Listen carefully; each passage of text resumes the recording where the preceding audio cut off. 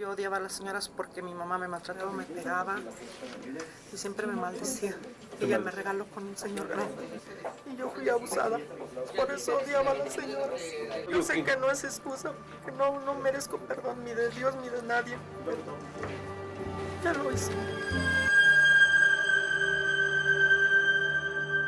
It was just after 2:30 in the afternoon when Joel Lopez turned his key in the front door of the small house on Calle Jose I. Jasso, number 21, in the Moctezuma neighborhood of Mexico City.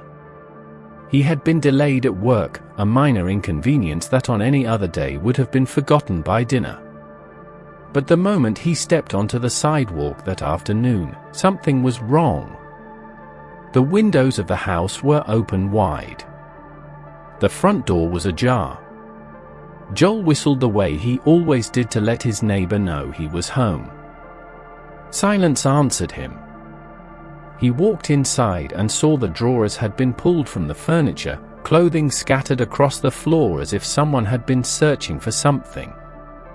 Then he stepped into the living room, and the world came apart. Ana Maria de los Reyes Alfaro, 82 years old, lay on the floor, motionless, strangled. And standing just a few feet away, preparing to leave, was a large woman in a red blouse, watching him with an expression that barely changed at all. That woman was Juana Barraza.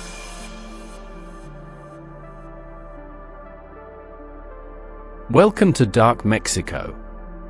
This is the story of Juana Barraza, La Mataviejitas, the Old Lady Killer. The Moctezuma neighborhood, a working-class district in what was then the delegation, or borough, of Venustiano Carranza in Mexico City, is a dense urban maze of narrow streets and low concrete buildings that bleed into each other without ceremony. It sits just east of the city's historic center, close to the airport flight paths, and in 2006, it was the kind of place where people minded their own business and nobody asked too many questions. It was here, on a Thursday in January of that year, that a decade-long series of murders finally came to its end, not because investigators cracked the case, not because a tip led police to their suspect, but because a young man came home from work a little late and found his neighbor dead. For years before that afternoon, Mexico City had been gripped by a fear it could not explain, a killer it could not find, and a mystery that exposed the deepest cracks in one of the world's largest cities. The story of Juana Barraza is not just the story of a serial killer. It is the story of how trauma becomes fury, how fury finds a target, and how an entire city looked for a man when the answer was something no one expected. Juana Diana Barraza Samperio was born on December 27, 1957, in Epazoyucan, a small rural municipality in the state of Hidalgo, a few hours north of Mexico City. The town is the kind of place most Mexicans pass through without stopping, surrounded by dry hills and the particular silence of poverty. Her father, Trinidad Barraza Avila, was absent almost from the beginning. Her mother, Justa Samperio, was an alcoholic who worked various domestic jobs and, by accounts that emerged decades later in psychological evaluations, was emotionally and physically violent toward her daughter from Juana's earliest years. There were no toys. There were no friends. Juana was not allowed to go outside or play with other children. What she remembers of her childhood, according to interviews later conducted by neuropsychologist Dr. Feggy Ostrowski Solis of Mexico's National Autonomous University, the UNAM, was being beaten, cursed at, and made to feel like she was worth less than nothing. But the worst of it came when Juana was around 12 years old. Her mother, at a gathering with other adults, exchanged her daughter to a man named Jose Lugo in return for a quantity of beer. Not money. Beer. Juana would spend the next 5 years living with Lugo, a man who kept her physically restrained, tied to a bed, and subjected her to repeated sexual violence. She became pregnant during this time and had an abortion at 13. When she finally managed to leave, walking away from Lugo and from the version of herself that had survived him, she made her way to Mexico City. She was 17 years old and already carrying damage that most people never recover from. Years later, in sessions with Dr. Ostrowski Solis, Juana would be asked about the elderly women she would go on to kill. Her answer revealed the architecture of everything that followed. "I hated old ladies," she said, "because my mother mistreated me, hit me, always cursed at me, and gave me away." In the city, Juana built a life from whatever she could find. She worked domestic jobs, cleaning houses, washing clothes. She had 4 children with 2 different partners, both of whom, by her own accounts, mistreated her. The man she spent her 30s with abandoned her. Her eldest son, Jose Enrique Lugo Barraza, was beaten to death by a street gang at 24 years old, killed in broad daylight. The layers of loss and violence stacked one on top of the other, and somewhere inside Juana Barraza, something calcified. During the 1980s and 1990s, she found an outlet in lucha libre, the Mexican professional wrestling tradition, a theatrical and athletically demanding sport where masked performers build personas as larger-than-life characters. Juana competed under the name La Dama del Silencio, the Lady of Silence. She chose the name herself because she said she was quiet, reserved, someone who did not make noise. The irony of that name would not become clear for years. La Dama del Silencio was big, strong, and physically formidable. Lucha Libre gave her a body she had trained and a persona that commanded attention in a way her real life never had. But sometime in the early 2000s, a serious back injury forced her out of the ring. Her doctor reportedly told her that if she continued wrestling, she risked paralysis. And according to Dr. Ostrowski Solis, who has studied the timeline carefully, it was precisely at this point, when the physical outlet disappeared, that the killing began in earnest. Without the ring, the rage had nowhere to go. The first killings attributed to Juana Barraza stretch back to the late 1990s, when elderly women across Mexico City began turning up dead in their apartments. The victims shared an almost identical profile. They were women over 60, most of them over 70, living alone in modest homes. They lived in neighborhoods like Gustavo A. Amadeo, Cuauhtémoc, Iztapalapa, working class and lower middle class areas spread across the enormous geography of the capital. The city of Mexico City is not one place but rather an agglomeration of dozens of overlapping communities, home to more than 20 million people, and in those sprawling urban layers, an elderly woman found dead alone in her apartment could be, and often was, dismissed as natural causes, a fall, a heart attack. For several years, that is exactly what happened. The method was always the same. A woman would knock on the door.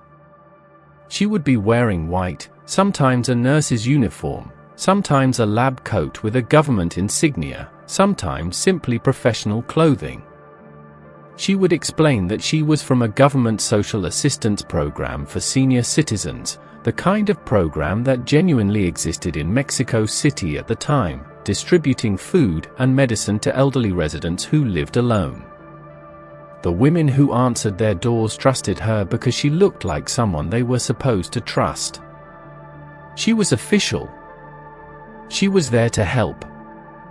Once inside, Juana Barraza would strangle them, with a stethoscope, with a cord, with her bare hands. In some cases there were signs of additional violence.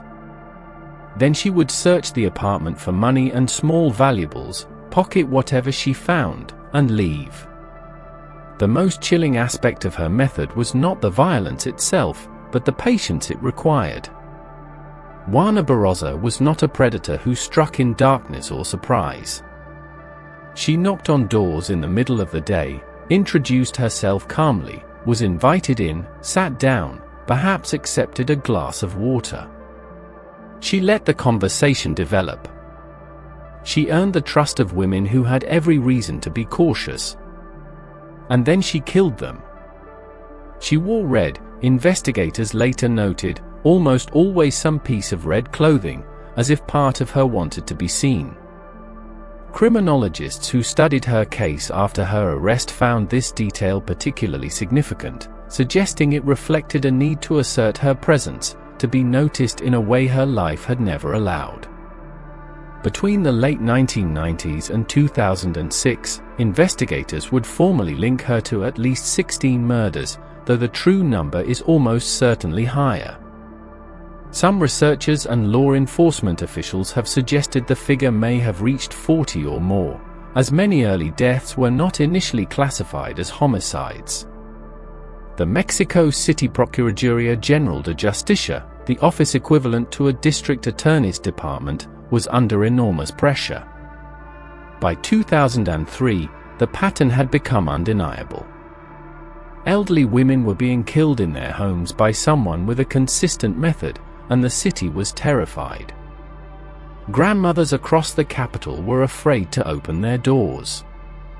Families were calling their elderly relatives multiple times a day. In neighborhoods where senior women lived alone, neighbors began watching each other's windows.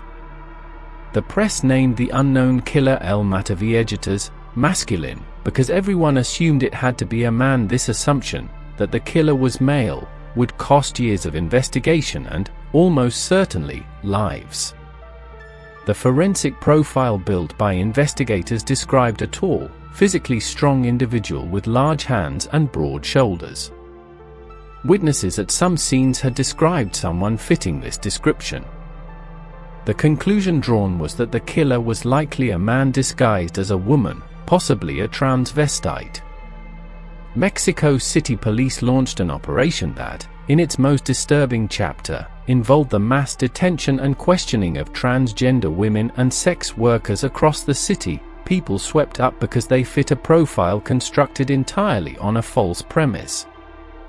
These were people who had nothing to do with any of the killings, subjected to interrogation and public stigma while the actual killer continued moving freely through the city in a white coat. In the Netflix documentary La Dama del Silencio, released in July 2023 and directed by Maria Jose Cuevas, this chapter of the investigation is examined in detail. The documentary notes that some of the people detained during this period spent time in custody, were publicly identified as suspects, and suffered lasting consequences, all because investigators never seriously considered that the person they were looking for might simply be a large woman. And now we arrive at the moment that should haunt this case forever. In 1996, years before the killings would reach their peak, and potentially years before the most lethal period of Juana Barraza's crimes even began, a judicial police officer from the state of Mexico named Moises Flores Dominguez arrested her. Not for murder. For burglary. She had been robbing homes, and Flores caught her. But Flores was also in a relationship with a woman named Araceli Tapia Martinez, who happened to be a friend and accomplice of Juana's. And rather than process her arrest through official channels, Flores demanded 12,000 pesos, the equivalent of roughly $1,200 at the time, in exchange for letting her go. Juana paid. Flores pocketed the money. And Juana Barraza walked out of that encounter free. What makes this moment so excruciating is the specificity of it. This was not a systemic failure in the abstract. This was one man, in one room, with one woman in handcuffs, and he chose money over process. The corruption of that single decision, that single transaction, may have purchased years of killing. Investigators would later determine that the murders attributed to Barraza began escalating significantly in the years following 1996. No one can say with certainty how many lives might have been different if Flores had simply done his job. Flores was eventually arrested and prosecuted after Barraza's capture when the timeline of events became clear. but that prosecution could not undo anything. The story of La Mataviejitas is, in many ways, a story about what happens when the system that is supposed to protect the most vulnerable fails at every level, from the family that sold a girl for beer, to the officer who sold a killer's freedom for cash. By 2005, the Mexico City investigation had shifted. New forensic evidence, including fingerprints collected from multiple crime scenes, began to point toward a single individual. A composite sketch was refined and circulated in newspapers and on television. Investigators implemented a major operation called Operativo Serpentin, Operation Serpentine, in which police units drove slowly, back and forth in serpentine patterns, through the streets of neighborhoods where the killer had been active, watching for anyone matching the description. The sketch showed a woman, heavyset, broad-shouldered, with strong features and short dark hair. It looked like nobody in particular. It looked like someone you might pass on the street every day and never remember. Someone who sold popcorn, called Palomitas, outside the Arena Mexico, the famous wrestling arena on Calle Peru in the city's historic center, on weekends. Someone who had once been a wrestler herself. On the morning of January 25, 2006, Juana Barraza put on a red blouse. She carried a stethoscope, as she often did, and a set of documents that identified her as a representative of a social welfare program for elderly citizens. She made her way to Calle Jose I. Jasso, number 21, in the Moctezuma neighborhood. There she knocked on the door of Ana Maria de los Reyes Alfaro.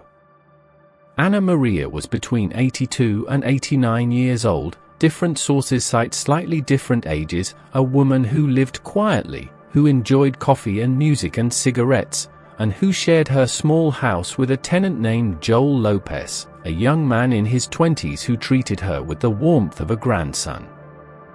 He was at work that morning. Ana Maria answered the door alone.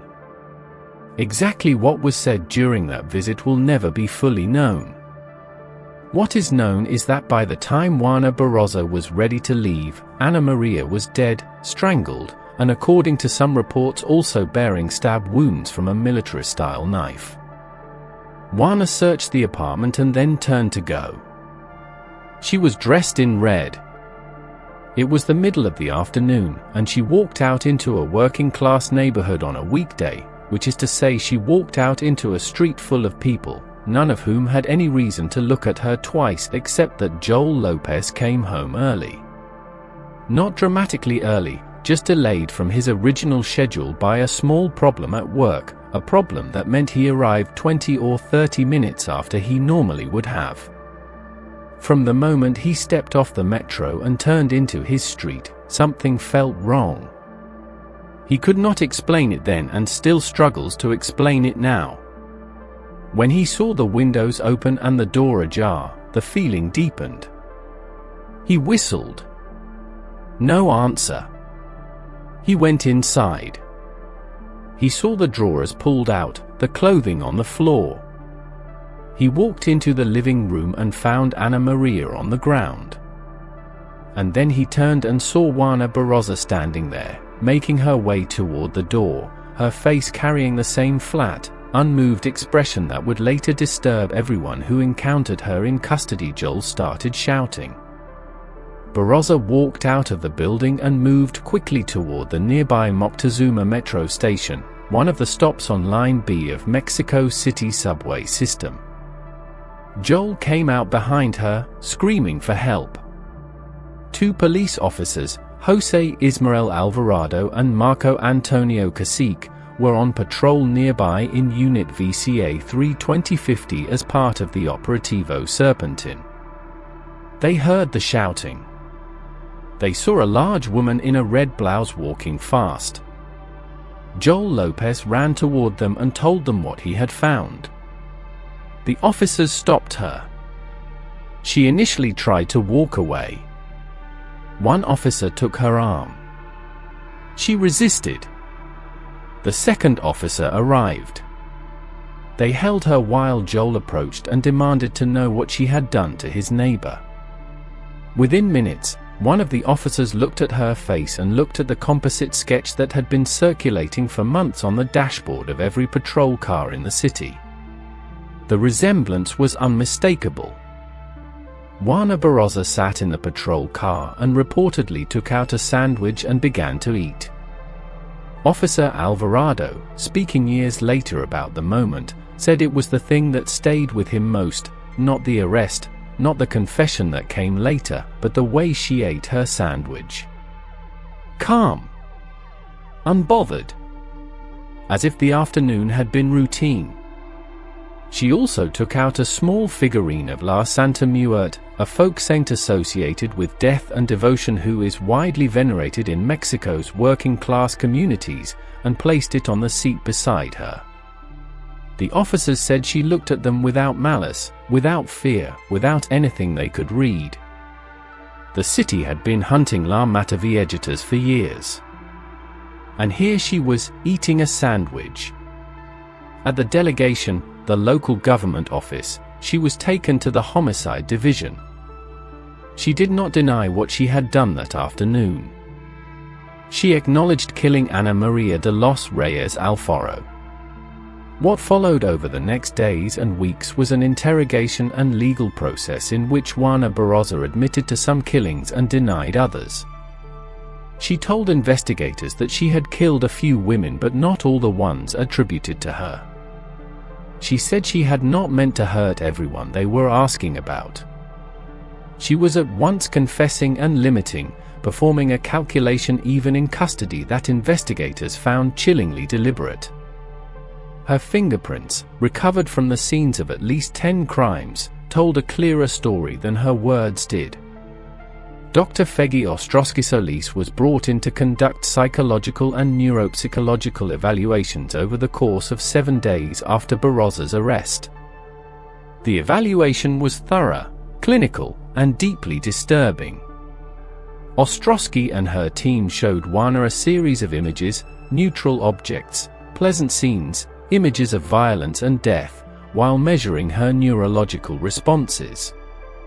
When shown an image of a woman being killed, her brain waves registered almost no reaction.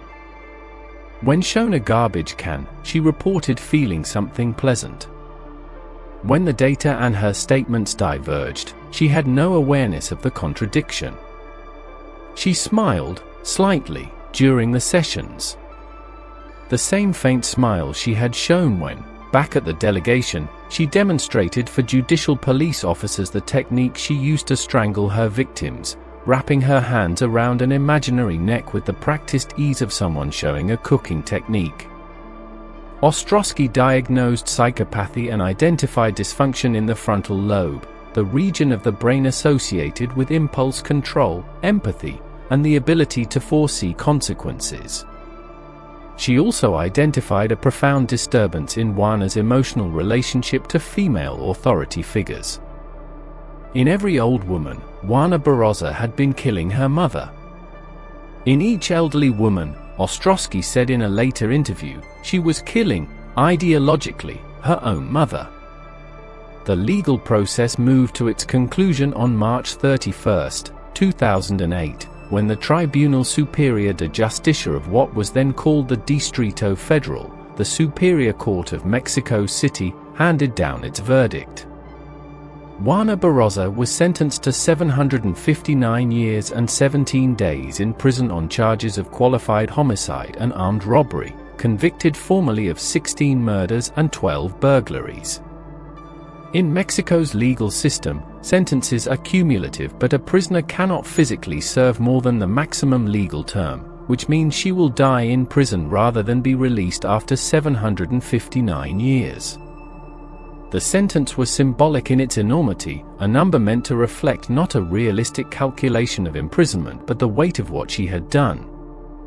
She was taken to the Centro Femenil de Readaptación Social Santa Marta Acatitla, the women's prison in Mexico City's Iztapalapa district, where she remains today.